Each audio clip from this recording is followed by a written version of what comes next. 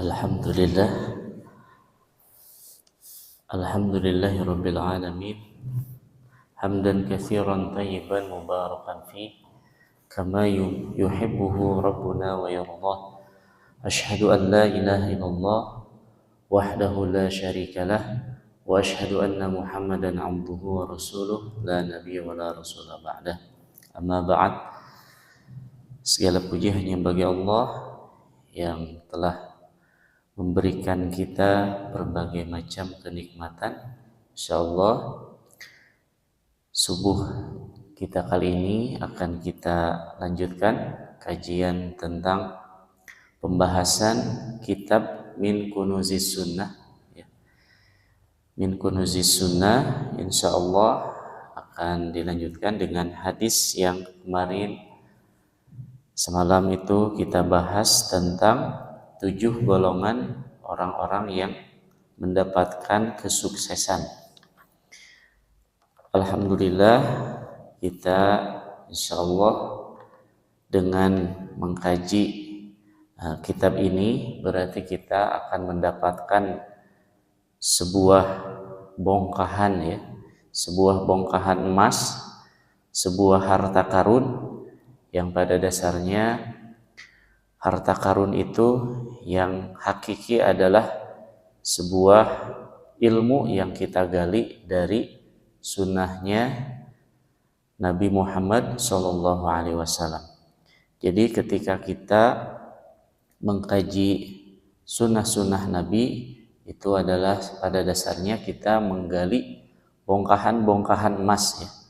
Kita mencari mutiara-mutiara, kita membawa intan-intan yang kita kumpulkan dari hadis satu ke hadis lainnya. Insyaallah itu adalah sebuah dasar ya untuk kita bersemangat kita melaksanakan kajian ini yang insyaallah itu adalah sebuah kalam ya, sebuah perkataan dari Nabi Muhammad SAW dan itu dikumpulkan dalam Min Kunuzis Sunnah. Makanya dinamai dengan kitab Min Kunuzis Sunnah. Dari mutiara-mutiara, dari bongkahan-bongkahan emas yang diambil dari sunnah-sunnah Nabi Muhammad SAW.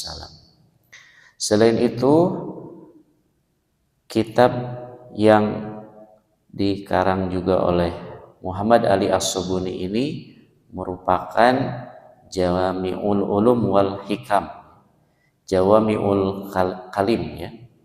Jadi perkataan Nabi Muhammad itu ya, sunnah-sunnah Nabi itu adalah merupakan Jami'ul Ulum wal Hikam, kumpulan-kumpulan ilmu-ilmu dan hikmah-hikmah. Jami'ul Kalim, jadi dikumpulkan dalam kalimat-kalimat yang sederhana ya. Kemudian kita bisa pahami dan mempunyai hikmah-hikmah atau kebijaksanaan-kebijaksanaan untuk kita amalkan bersama-sama ya. Baik, itu sebagai pengantar. Mudah-mudahan apa yang kita pelajari, kita kaji ini menjadi kita bisa amalkan bersama-sama. Kemarin semalam kita bahas tentang 7 golongan dari orang-orang yang sukses ya. Dari golongan orang-orang sukses, golongan orang-orang yang mendapatkan kebahagiaan di akhirat. Kemarin yang 7 itu adalah yang diriwayatkan oleh Abu Hurairah radhiyallahu anhu anna Rasulullah sallallahu alaihi wasallam qol sab'atun yudhilluhumullahu fi dhillihi yauma la dhilla illa dhilluh. Ada 7 golongan orang-orang yang mendapatkan naungan Allah Subhanahu wa taala ketika di hari tidak ada naungan kecuali naungan dari Allah Subhanahu wa taala. Yang pertama kemarin adalah imamun adilun. Yang pertama adalah pemimpin yang adil. Jadi dari 7 golongan itu sebagai murajaah yang semalam ya, kita ada golongan, ada 7 golongan yang dinaungi oleh Allah Subhanahu wa taala ketika tidak ada naungan dari siapapun kecuali Allah Subhanahu wa taala. Yang pertama adalah pemimpin yang adil. Jadi pemimpin yang adil ini adalah menempati posisi yang pertama dari 7 golongan orang-orang yang mendapatkan naungan Allah Subhanahu wa taala. Kemudian wasyabun nasya'a fi ibadati rabbih. Wasyabun nasya'a fi ibadati rabbih. Jadi pemuda yang kesehariannya kemudian kehidupannya diisi dengan ibadah kepada Allah Subhanahu wa taala. Yang dimaksud dengan pemuda di sini adalah berapa umurnya ya? Kalau kita pembagian di dalam Ali bin Abi Thalib ya, membagi itu bahwa di dalam pembagian perkembangan ya, usia perkembangan itu pertama ada usia bayi ya, kemudian juga ada usia balik, dan setelah itu tidak ada remaja ya kalau di dalam Islam. Tapi di psikologi umum gitu ya, itu ada pembagian remaja. Nah, kalau di dalam Islam itu pembagiannya ada anak-anak ya, anak-anak, ada bayi, kemudian janin ya, janin kalau bahasa di dalam syariatnya itu ada janin, kemudian juga ada walad ya, walad itu anak-anak, kanak-kanak. Kemudian ada pemuda, syabun ya. Kemudian setelah itu ada masa tua ya. Jadi tidak ada remaja. Bahkan Rasulullah pun ketika umur 40 itu mengkategorikan ya, Ali bin Abi Thalib itu mengkategorikan usia 40 itu masih pemuda ya. Bahkan Nabi Muhammad SAW itu mengikuti peperangan itu pada usia 53 ya. Itu kategorinya masih pemuda ya. Sebelum 60 tahun itu masih pemuda. Nah, di sini mungkin pemuda ya, pemuda. Insya Allah Bapak juga semangatnya itu adalah semangat pemuda ya. Jadi Rasulullah pada usia 53 tahun itu masih kuat mengikuti peperangan. Salah satu perang terakhir yang diikuti oleh Rasulullah SAW itu pada usia 53 tahun itu adalah perang Mu'tah ya. Perang Mu'tah. Jadi perang itu diikuti oleh Rasul itu pada usia 53 tahun. Kita bayangkan bahwa usia 53 tahun itu sudah sepuh ya. Tapi padahal Nabi Muhammad 53 tahun itu masih mengikuti peperangan ya. 53 tahun masih mengikuti perang Mu'tah. Itu perang terakhir yang diikuti oleh Rasulullah sebagaimana dalam kitab Al-Maghazi ya, peperangan yang diikuti oleh Rasulullah SAW. Nah, ini terkadang kita identik pemuda itu dengan hura-hura gitu ya. Pemuda itu identik dengan hura-hura, kemudian juga ya sesuatu hal yang mungkin negatif gitu ya. Nah, padahal di dalam Islam itu ketika pemuda itu adalah usia-usia produktif. Oleh karena itu kita harus memberikan gambaran bagaimana pemuda itu bisa, kalau sekarang gitu ya, kita pemuda itu harus bisa memberikan kontribusi untuk agama ya, untuk bangsa dan negara. Nah, oleh karena itu pemuda ini harus kita berikan gambaran-gambaran yang positif. Misalkan contoh, kita memberikan gambaran bahwa pemuda itu adalah seseorang yang berkontribusi, kemudian juga seperti halnya Ali bin Abi Thalib gitu ya. Dia adalah seorang pemuda bagaimana dari semenjak kanak-kanak itu sudah masuk Islam, kemudian menjadi pemudanya adalah seorang yang kontributif ya. Nah, sebagaimana para sahabat dahulu gitu ya, itu kebanyakan adalah yang masuk Islam itu adalah pemuda ya, seperti Ali bin Abi Thalib contohnya. Nah, itu adalah kita di dalam pembahasan ini wasyabun nasya'a fi ibadati rabbih ini, pemuda yang diisi hari-harinya dengan ibadah kepada Allah Subhanahu wa taala. Bagaimana pemuda ini bisa produktif, kemudian juga bisa menghasilkan sesuatu yang gemilang di usianya, kemudian juga bisa memberikan kemenangan bagi agama Islam ya. Contohnya juga siapa? Muhammad Al-Fatih gitu ya. Jadi Muhammad Al-Fatih ini di usianya yang masih muda itu memberikan kontribusi menaklukkan Konstantinopel pada zamannya. Nah, ini juga kan berkat dari pemuda gitu ya. Jadi pemuda ini diharapkan sebagai tulang punggung ya, tulang punggung negara, kemudian bangsa dan juga agama ya.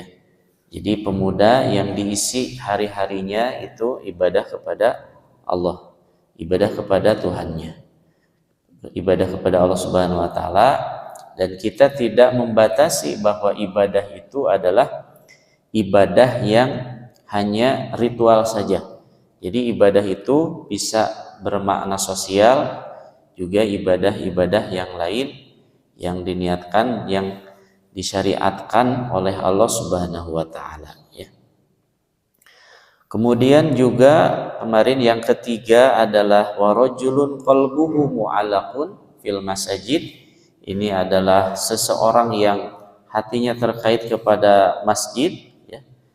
Di sini dikatakan warajulun seseorang ya, seseorang. Jadi agar tidak ada terjadi pembatasan, jadi Rasulullah SAW itu mengatakan bahwa warajulun, jadi seseorang, qalbuhu, qalbunya. Nah, kalau kita melihat definisi, qalbun itu adalah sesuatu yang ada di dalam hati ya.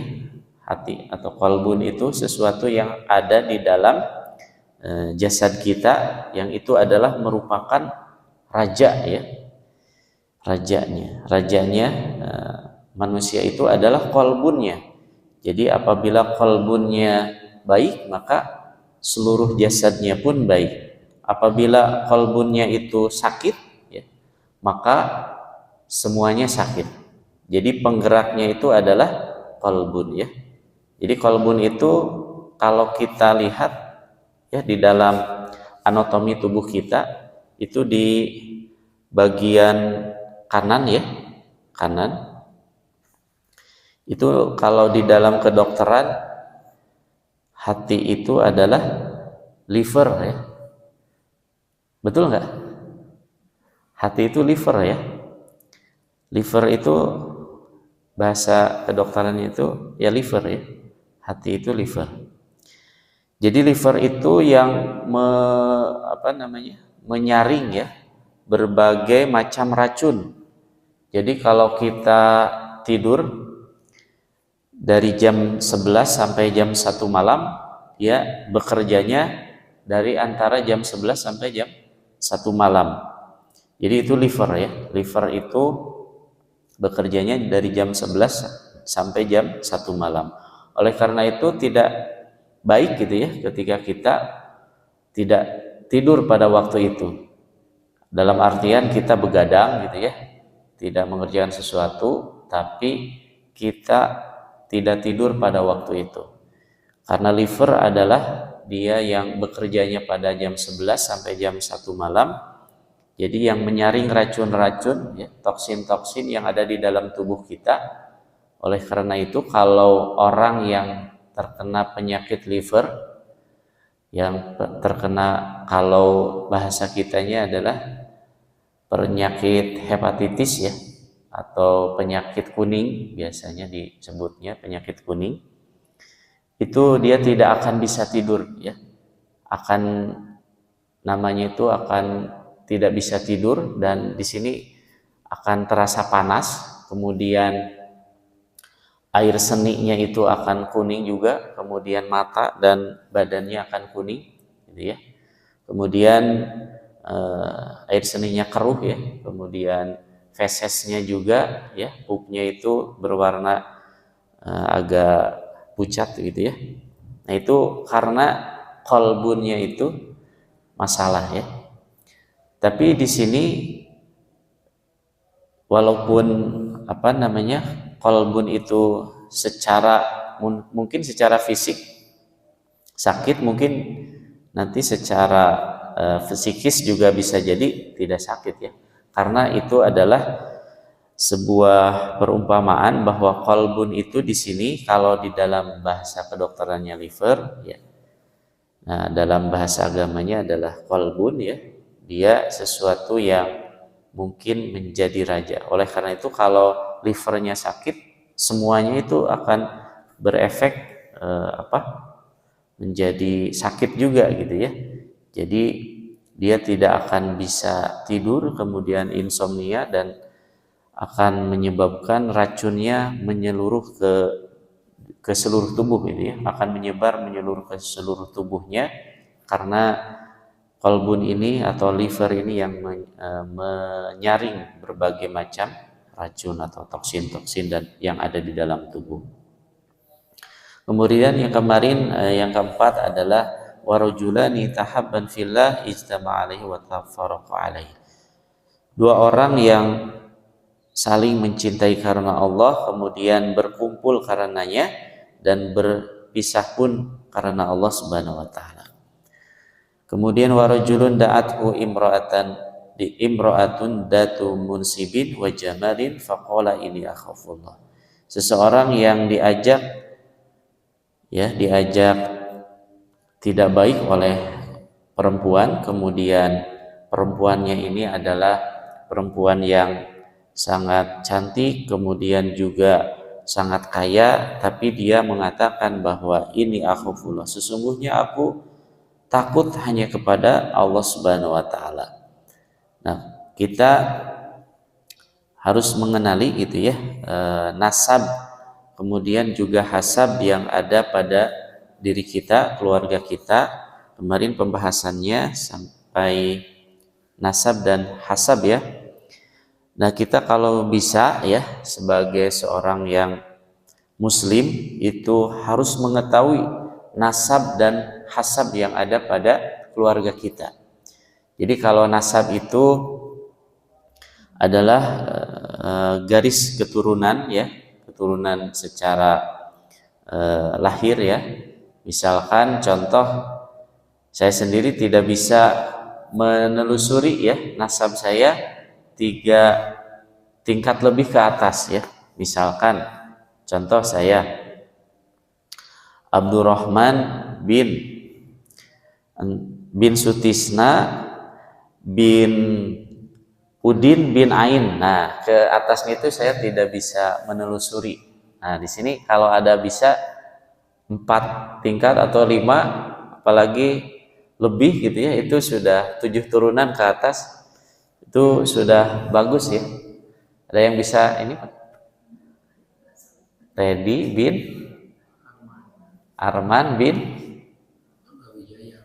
Wijaya, Arka Wijaya, terus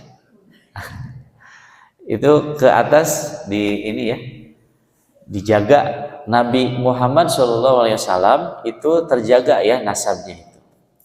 Nabi Muhammad SAW bin Abdullah bin Abdul Muthalib bin Abu Thalib bin Abdul Muthalib. Nah, kesananya ya, nanti dipelajari di Sirah Nabawiyah ya. Nah, nanti nasab Nabi Muhammad itu sampai ya kepada, yang kita juga sama ya, sampai kepada Nabi Adam ya, pada Nabi Ibrahim. Nah, itu adalah nasab ya. Nasab kita itu kalau bisa menelusuri ke atas gitu ya, siapa keturunan kita itu siapa gitu ya. Karena itu penting, karena kita untuk menjaga keturunan ya. Karena kalau di dalam syariat itu ada namanya itu 5 ya yang harus kita jaga ya. Jadi 5 yang harus kita jaga itu diantaranya adalah menjaga keturunan ya. Ya, jadi ada hifdzuzin ya, menjaga agama, kemudian menjaga keturunan. Nah, ini diantara menjaga keturunan itu bagaimana kita menjaga agar keturunan kita itu tidak rusak ya dengan perilaku-perilaku yang menyimpang gitu ya. Nah, kita tahu sendiri bahwa perilaku-perilaku menyimpang ini yang akan merusak ya, yang akan merusak nasab. Oleh karena itu, kalau melakukan ya sesuatu yang mungkin ya bermaksiat kepada Allah dalam hal misalkan pernikahan yang tidak dilegalkan begitu ya. Nah, itu yang akan merusak nasab. Yang akan merusak nasab akhirnya akan hancur ya, akan hancur keturunan yang ada itu. Ya mudah-mudahan kita bisa menjaga. Nah, fungsi agama itu diantaranya adalah untuk menjaga keturunan atau nasab kita ya. Nah, ini diantaranya ketika kita diajak untuk sesuatu yang tidak baik oleh seseorang ya, katakanlah bahwa ini akhafullah, bahwa aku hanya takut kepada Allah Subhanahu wa taala. Kemudian kemarin yang keenam adalah warajulun tasaddaqa bisadaqatin fa akhfaha hatta la ta'lam shimaluhu ma tunfiqu yaminuhu. Seseorang yang bersedekah dia hanya takut kepada Allah dan tidak diketahui bahwa apa yang diberikan oleh tangan kanannya seolah-olah tidak diketahui oleh yang tangan kiri. Wa rajulun dzakarallaha khalian fafadat ainahu. Nah, wa rajulun seseorang yang zikir ya, zikir kepada Allah, ingat kepada Allah, kemudian dia sendiri gitu ya di dalam kesunyian malam, di tengah malam, seseorang yang di tengah malamnya ya, di sepertiga malam terakhirnya, kemudian dia berzikir pada Allah, ingat kepada Allah, kemudian dia berlinanglah air matanya. Nah, ini yang harus kita latih ternyata ya. Kita harus melatih kita berzikir kepada Allah sampai kita itu menangis ya, menangis karena Allah Subhanahu wa taala. Dan kita kadang menangisnya itu dengan hal-hal yang lain gitu ya. Misalkan karena jagoan kita kalah gitu ya dalam misalkan pertandingan sepak bola gitu. Ini yang harus kita luruskan begitu ya, karena kita harusnya itu adalah kita ketika ingat pada Allah maka kita harus berlinanglah air matanya gitu ya. Nah, ini kalau seperti ini kita harus latih gitu ya, terus harus berlatih riyadhah ya untuk bagaimana kita bisa menangis karena Allah Subhanahu wa taala, karena dosa kita, mudah-mudahan kita diampuni oleh Allah Subhanahu wa taala. Nah, ini diriwayatkan oleh muttafaqun alaih ya. Jadi oleh muttafaqun alaih, jadi antara Bukhari dan Muslim itu sama ya. Jadi 7 golongan ini tidak membatasi ya, tidak dibatasi dengan 7 golongan ini saja. Tapi ini adalah sebuah gambaran. Dari 7 ini insya Allah, masa sih dari 7 ini kan kita tidak ada salah satunya gitu ya. Tidak ada salah satunya. Mungkin ada salah 2-nya atau salah 3-nya ya. Nah, ini ada kemarin penjelasan mufradat ya, kalimatnya. Kemudian nah ini ada pembahasan tentang syarah dari adabi, syarah dari sastranya ya, sastra Arab. Nah, jadi Ini ada sebuah hadis, tapi hadisnya dhaif ya. Hadisnya dhaif. Ada hadisnya begini bunyinya, adabani rabbi fa ahsana ta'dibi ya. Jadi ketika Allah Subhanahu wa taala mendidikku ya, itu maka baiklah akhlakku. Nah, ini adalah sebagai gambaran bahwa adab ini adalah sebagai akhlak ya. Dalam hal ini di sini juga adab itu bisa diartikan sastra, bisa diartikan akhlak ya.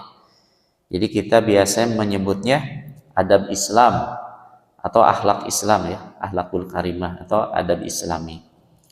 Nah, di dalam hadis ini, di dalam pembahasannya ini penjelasannya adalah wabayanu syafin majidin liulaika suada al-abrar. Jadi mereka itu adalah orang-orang, mereka siapa? Yang 7 golongan tadi ya, yang disebutkan bahwa mereka itu adalah orang-orang yang sukses, orang-orang yang mendapatkan kebahagiaan, kebaikannya sangat banyak, al-abrar ya. Al-abrar itu jamak dari bir ya. Birun ya, itu adalah kebaikan. Al-abrar itu kebaikan-kebaikan. Itu jadi kesuksesan yang disertai dengan banyak kebaikan gitu ya. Liulaika as-suada al-abrar. Jadi mereka itu, mereka yang 7 itu ya, yang di depan dijelaskan, disebutkan bahwa mereka itu adalah orang-orang yang mendapatkan kesuksesan, orang-orang yang mendapatkan kebaikan yang sangat banyak. Alladzina nalu al-karamah al-ilahiyah. Mereka itu orang-orang yang mendapatkan jalan yang Allah Subhanahu wa taala berikan kemuliaan, kemudian kemuliaan apa? Kemuliaan ilahiyah. Jadi kemuliaan dari Allah Subhanahu wa taala. Jadi mereka itu mendapatkan jalan ya. Nalu, mereka itu mendapatkan jalan kemuliaan ilahiyah, al-karamatul al-ilahiyah. Jadi kemuliaan yang berasal dari Allah Subhanahu wa taala. Kalau kita ukur sekarang, kemuliaan itu diukur dengan apa? Diukur dengan misalkan jabatan begitu ya. Diukur kemuliaan itu dengan harta. Nah, ternyata kemuliaan itu diukur dengan kemuliaan yang datangnya dari Allah Subhanahu wa taala ya. Jadi kalau jalannya orang-orang yang sukses menurut para ulama itu adalah orang-orang yang kemuliaannya itu datang dari Allah Subhanahu wa taala ya. Ya, indikatornya apa? Kita ukur aja indikator dari 7 golongan ini. Ada enggak? Ada tidak dari 7 golongan ini kita masuk di dalamnya? Jadi kalau kita tidak ada di situ salah satu pun gitu ya. Nah, itu celaka ya. Karena kalau di sini penjelasan dari ulama yang sukses itu, yang mendapatkan kebaikan yang sangat banyak itu adalah yang 7 tadi gitu ya. Ya, kita identifikasi, mudah-mudahan ada ya salah satunya nyantol di antara kita itu mendapatkan kemuliaan yang disebutkan ya, kemuliaan yang kemuliaannya itu adalah kemuliaan yang datangnya dari Allah Subhanahu wa taala. Wasa'adatu al-abdiyah ya. Nah, kemudian kesuksesannya itu adalah kesuksesan yang sangat lama gitu ya. Yang sangat kekal ya, yang sangat kekal. Jadi kesuksesannya itu sangat kekal. Kesuksesannya itu abadi fi dzaril khuldi wan naim. Nanti kelak di tempatnya itu tempat darul khuld wan naim di akhirat ya, dan mendapatkan banyak kenikmatan. Jadi kalau kita ingin mendapatkan banyak kenikmatan, nah ini diantaranya kita harus mengamalkan hadis ini, diantaranya adalah tadi 7 golongan: imamun adil, wa syabun nasya'a fi ibadati rabbih, kemudian wa rajulun mu'allaqun fil masajid, kemudian juga wa rajulani tahabban fillah wa tafarraqa alaihi, ya, ijtama'a wa tafarraqa alaihi, kemudian juga orang yang berinfak tidak tahu apa yang diberikan oleh tangan kanan, ya, tangan kiri seolah-olah tidak tahu apa yang diberikan oleh tangan kanan. Dan tadi ya satu lagi apa,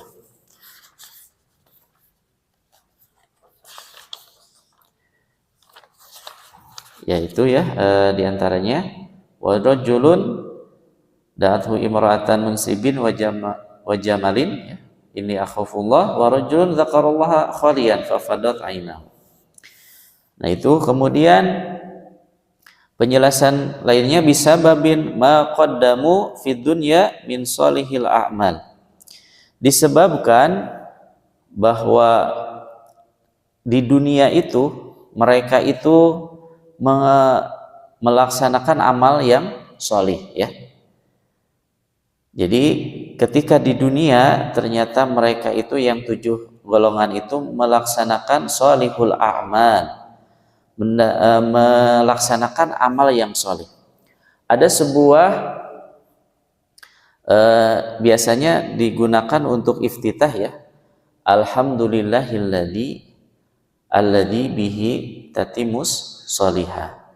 Jadi alhamdulillah, segala puji bagi Allah, alhamdulillahilladzi bi ni'matihi tatimus solihah. Jadi ketika kita mengucapkan alhamdulillah, segala puji bagi Allah, apa? Yang telah menyempurnakan amal solih, gitu ya. Jadi disempurnakan, amal solih itu disempurnakan terus. Misalkan ketika kita wudunya disempurnakan. Ketika kita sholatnya juga disempurnakan. Kemudian seperti itu terus kita menyempurnakan amal, dan itu adalah amal yang solih, ya. Jadi ahsanu amala, gitu ya, ahsanu amala itu adalah amal-amal yang terbaik yang kita berikan kepada Allah Subhanahu wa taala. Nah, ini adalah sebab, ya, menjadi sebab yang nanti Allah berikan kesuksesan, kebahagiaan. Diantaranya adalah ketika kita melakukan amal-amal yang solihul a'mal, ya, amal-amal yang solih. Wattasifu bihi min jamili al-hisal, dan ini adalah sifat-sifat yang sangat jamil, gitu ya, sangat baik, gitu ya. Kemudian yang ini akan mendapatkan hasil dari, akan mendapatkan pahala dari Allah Subhanahu wa taala, ya, yang akan mendapatkan pahala dari Allah Subhanahu wa taala. Kemudian far rasulu al-karim alaihi afdhalus shalah wa taslim, dan Rasulullah SAW yang maha mulia ini itu afdhalus shalat wa taslim, dia sebaik-baik, ya, salatnya itu yang terbaik, kemudian wa taslim, dan selamat. Yuhadithuna an sumuli al-inayah al-ilahiyah. Nah, dikatakan bahwa ini adalah sesuatu yang komprehensif, gitu ya. Kemudian dari pertolongan Allah Subhanahu wa taala dan warahmah ar-rabbaniyah. Jadi ini adalah pertolongan dari Allah Subhanahu wa taala yang komplit, gitu ya. Kemudian kasih sayang dari Allah Subhanahu wa taala. Ini adalah bentuk kasih sayang. Jadi dari 7 golongan ini adalah bentuk kasih sayang dari Allah Subhanahu wa taala. Jadi kasih sayang Allah Subhanahu wa taala itu jangan kita ukur dengan misalkan hanya dengan materi, gitu ya. Tapi ketika kita bisa duduk di majelis ilmu, itu adalah kasih sayang Allah Subhanahu wa taala. Kalau bukan karena kasih sayang Allah Subhanahu wa taala, itu mungkin kita berada di tempat-tempat yang tidak diridhoi oleh Allah Subhanahu wa taala. Mungkin di tempat, maaf ya, di tempat dugem, gitu ya. pulangnya jam segini gitu ya, dari tadi malam gitu ya.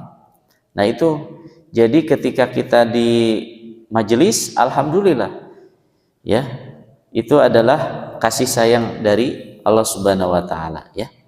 Itu adalah kasih sayang dari Allah Subhanahu wa taala.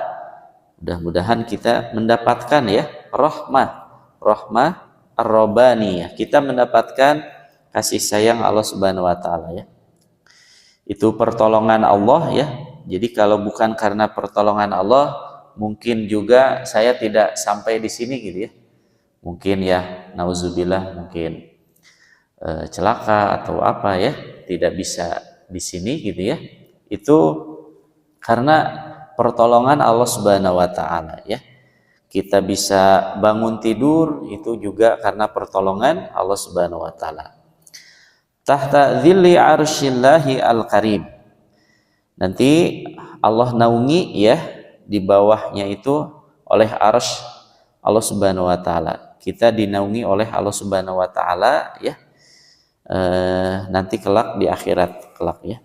Likuli min ittasofi biwahidatin min tilkal hisal al-hamidah allati yuhibbuhallah wa rasulihi wa qad awdiha alaihi salatu wassalam fi ajmali ardun wa aqwa bayanun lika an-nufusi al-mu'minin yuharriku fihim ruhul jiddi wal ikhlas wal amalus sholih. Jadi dikatakan bahwa ini adalah suatu hal yang jelas ya dari Rasulullah ya. Ini wadih ya, audih. Ini wadih itu berarti jelas. Jadi ketika kita dikatakan yang 7 itu sangat jelas gitu ya. 7 orang yang termasuk orang yang dinaungi oleh Allah Subhanahu wa taala itu sangat jelas sekali ya. Kemudian sangat sangat bagus gitu ya. Di sini dikatakan, kemudian penjelasannya juga sangat kuat ya. Penjelasannya juga sangat kuat karena dijelaskan oleh perkataan Nabi ya, yang tadi dikatakan bahwa Nabi itu adalah jawami'ul kalim atau mencakup semua apa yang menjadi hikmah-hikmah ya, ilmu-ilmu yang disampaikan Nabi ya, wa aqwa mubayan. Kemudian juga al-mu'minu yuharrika fihim ruhul jiddi ya. Jadi orang mukmin ini dia akan bergerak, yuharrik gitu ya. Mereka itu akan bergerak dengan semangat ya, semangat dengan sungguh-sungguh gitu. Jadi ketika dikatakan ini, orang yang beriman harusnya bergerak gitu ya. Misalkan contoh tadi dari 7 ini, mana yang kategorinya kita belum ada di situ ya, kita bergerak untuk mendapatkan kategori sebagai orang-orang yang sukses tadi ya. Kalau kita tidak ada dari 1 ini, nah kita coba ya mengidentifikasi. Kalau belum ada ya minimal salah satunya ya. Insya Allah di sini jamaah di sini insya Allah mudah-mudahan ya ikhwatu iman rahimakumullah, insya Allah dari 7 ini ada salah satunya yang kategorinya kita, mudah-mudahan ya. Dari sini kemudian penjelasan yang lainnya adalah ya amal soleh tadi, kemudian liyusiru ala nahjil qawim ya. Jadi untuk dimudahkan ya, untuk mencapainya ya, itu wa yuqtadu bil ikhyari al idharu min ibadillahi as-salihin. Jadi untuk dimudahkan oleh Allah Subhanahu wa taala ya untuk mencapainya, kemudian juga kebaikan-kebaikan yang ada itu ya dibersihkan ya dari amalan-amalan kita kepada Allah Subhanahu wa taala ya, dari amalan-amalan soleh ya. Jadi kita membersihkan diri kita itu dengan amalan-amalan yang soleh. Fahuwa yad'u awalan ila mara'atul adli wa mujanibati al-zalim likulli man tawalla sya'nan min syu'unil muslimin.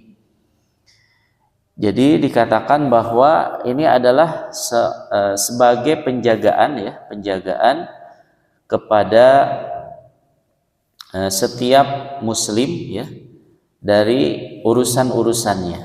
Jadi ketika kita mempunyai urusan agar kita dijaga oleh Allah Subhanahu wa taala, maka kita amalkan hadis ini, maka Allah akan jaga urusan-urusan kita. Jadi kalau urusan akhirat ini sudah selesai, maka urusan dunia pun akan selesai ya. Jadi dikatakan bahwa urusan akhirat selesai itu insya Allah dunia juga akan mengikuti ya. Tapi kalau urusan dunia kita kejar ya, itu akhirat belum tentu ya.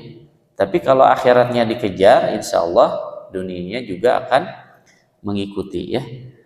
Awwaliya amron min umurihim, atau juga urusan-urusan yang menjadi urusan-urusan mereka gitu ya.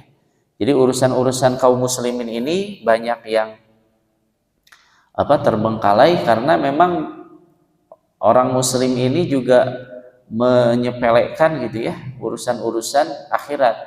Jadi kalau urusan-urusan akhirat ini disepelekan, nah urusan-urusan dunianya pun akan berantakan gitu ya. Sawa'un kana al-walayatu 'ammah am khassah. Jadi ini sama juga dengan wilayah-wilayah yang umum ya atau juga khusus. Jadi maksudnya adalah ketika kita menjadi seorang pemimpin, nah ini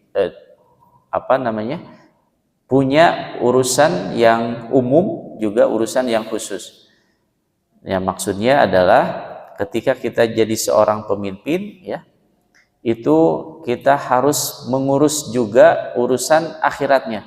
Jadi jangan sampai pemimpin itu hanya mengurusi urusan dunianya saja ya. Fisiknya diurus, jalannya diurus, kemudian juga bangunannya diurus. Tapi yang menyebabkan ya kita sukses di akhirat itu tidak diurus ya. Nah, itu harus pemimpin itu harus jeli gitu ya, karena di negara kita gitu ya harus dibangun ya, jiwa raganya juga harus dibangun, jiwanya dibangun, raganya juga dibangun, fisiknya dibangun, kemudian psikologisnya juga ya, ruhiyahnya juga itu harus dibangun ya. Fadalu syariatullah. Nah ini adalah bagian dari keadilan ya, syariat Allah Subhanahu wa taala. Wallahu taala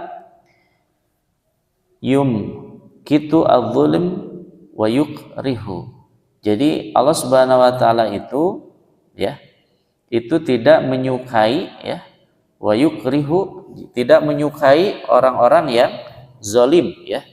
Allah Subhanahu wa taala itu tidak menyukai orang-orang yang zalim. Ayyan kana masdaru wa sadaqallahu haitsu yaqul. Nah, ini ada firman Allah Subhanahu wa taala, ya Dawuda inna ja'alnaka khalifatan fil ardi fahkum bainan nasi bil haqqi wa la tattabi'il hawa fayudhillaka an sabilillah. Wahai Daud, sesungguhnya kami menjadikan kamu ya, engkau ya, khalifatan fil ard. Wahai Daud, sesungguhnya kami itu menjadikan engkau itu adalah sebagai khalifah fil ard, sebagai pemimpin di muka bumi. Fahkum bainan nas, maka itu putuskanlah di antara manusia bil haq, dengan cara-cara yang hak ya.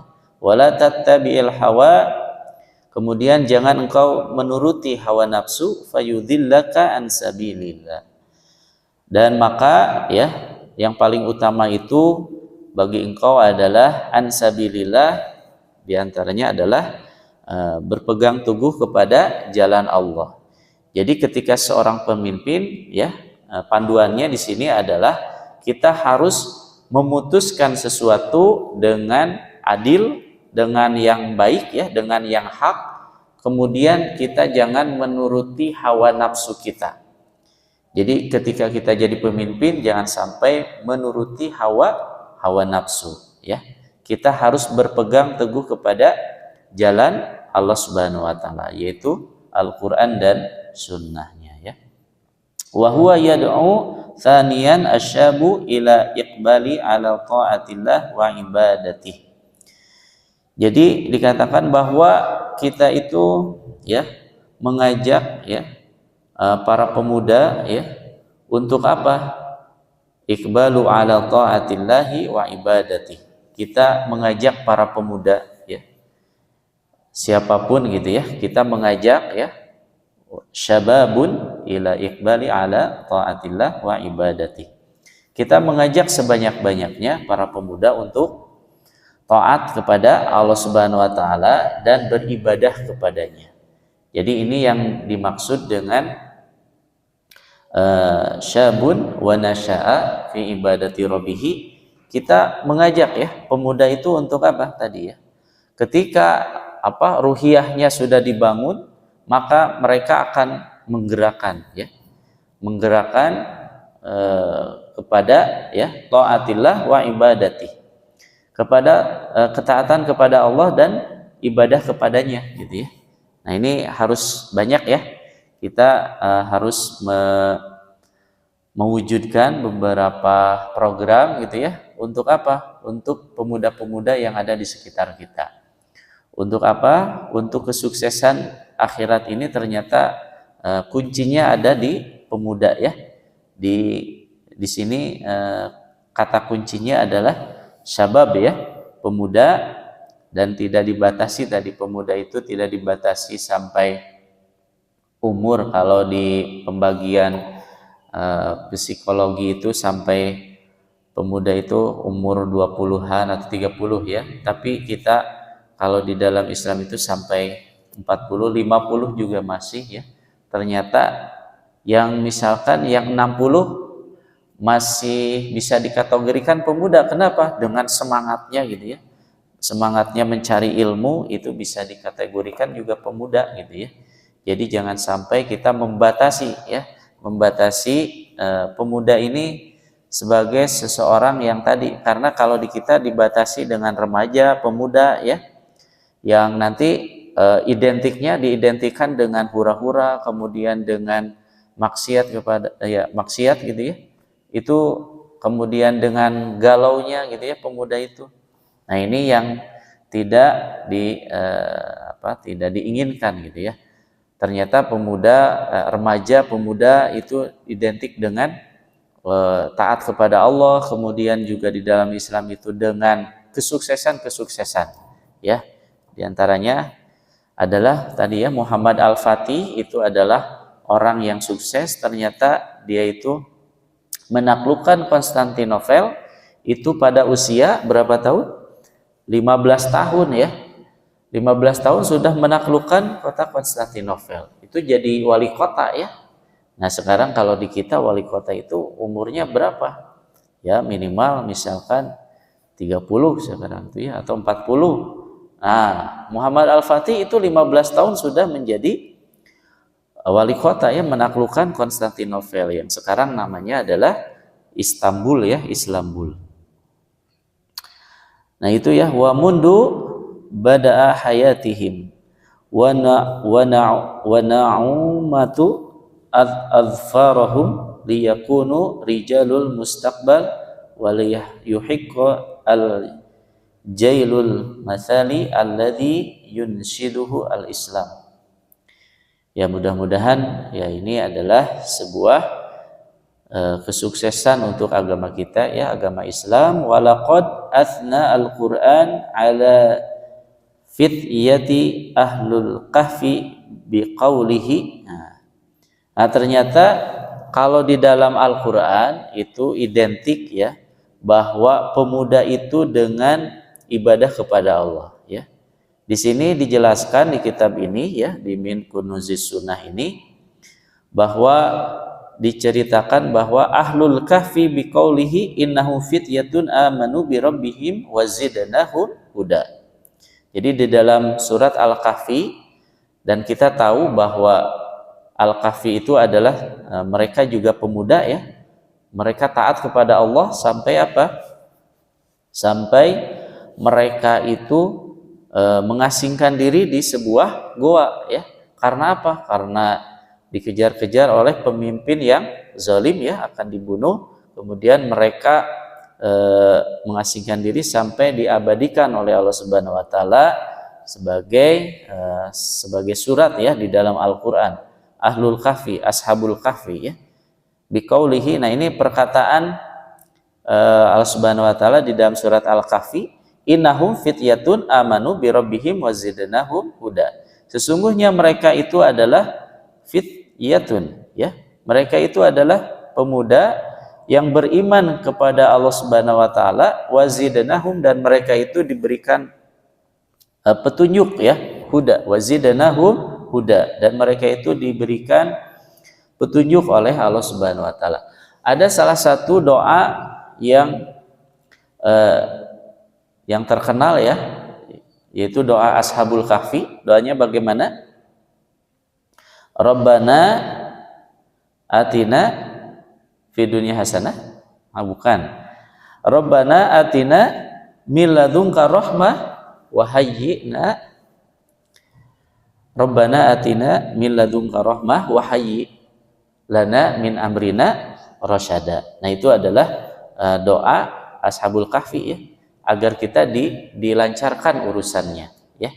Rabbana atina min ladunka rahmah wa hayyi lana min amrina rasyada.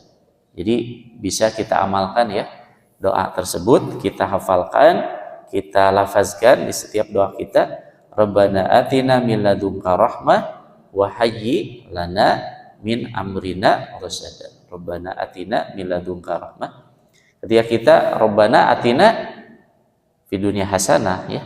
Nah, itu mah bukan doa Ashabul Kahfi ya, doa sapu jaga dia. Tapi doa Ashabul Kahfi adalah Rabbana atina min ladunka rahmah wa hayyi lana min amrina rasyada ya. Nah, mungkin seperti itu ya penjelasannya, mudah-mudahan bermanfaat. Fasyababu mawatina ar-raja wal amal wa hum iddatal mustaqbal ya. Jadi pemuda itu, makanya pemuda itu adalah mautinu ar-raja wal amal. Jadi pemuda itu adalah yang berharap ya, berharap. Kemudian mereka itu adalah yang menyiapkan masa depan ya. Pemuda itu yang menyiapkan, yang merancang masa depan ya. Di dalam mautinu ya, di dalam sebuah mungkin negara, kemudian juga wilayah yang merencanakan kesuksesan itu adalah ternyata pemuda itu bisa merencanakan kesuksesan ya. Bisa mereka itu menggerakkan, kemudian juga ya di sini ya di dalam penjelasan para ulama, kemudian Allah Subhanahu wa taala, kemudian juga Nabi Muhammad SAW itu juga sama ya. Mengidentikan bahwa pemuda itu adalah dengan kesuksesan. Jangan identikan pemuda itu dengan sesuatu yang hal negatif.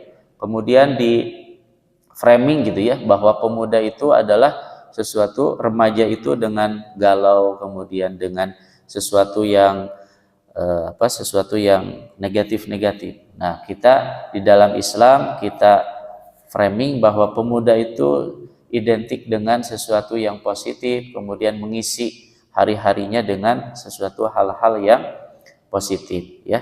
Mudah-mudahan dengan begitu ya pemuda ini bisa menggerakkan, kemudian juga bisa membawa kesuksesan di dunia maupun di akhirat ya. Aqulu qauli hadza wastaghfirullah li wa lakum. Rabbana atina fid dunya hasanah wa fil akhirati hasanatan wa qina adzabannar. Subhana rabbika rabbil izzati amma yasifun wa salamun alal mursalin walhamdulillahi rabbil alamin.